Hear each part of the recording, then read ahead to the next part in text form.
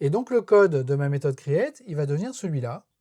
Je vais passer un premier paramètre qui va me permettre de reconnaître que c'est un CDI, un CDD ou un contractor que je veux créer.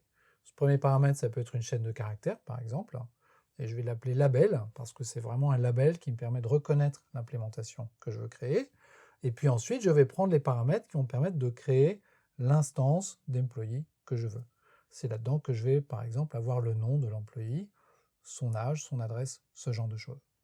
Et donc je passe d'un modèle dans lequel j'ai autant de méthodes factory que j'ai de classes d'implémentation, qui est un modèle qui est parfaitement valide, à un modèle où je n'ai plus qu'une seule méthode, mais qui prend un paramètre et qui va lui permettre de reconnaître la classe à implémenter.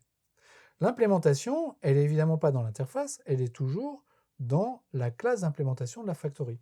Donc du point de vue des dépendances, je n'ai rien changé.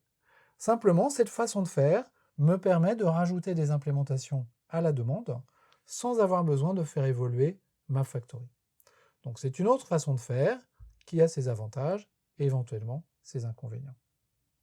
Le pattern qu'on utilise ici, et qui consiste à avoir une factory modélisée par une interface et une implémentation de cette factory, c'est un design pattern qu'on appelle Abstract Factory. Pourquoi? Parce que en fait, la factory que j'ai là, elle est abstraite, c'est une interface, et cette interface, bien sûr, elle a besoin d'être implémentée pour pouvoir fonctionner à l'exécution.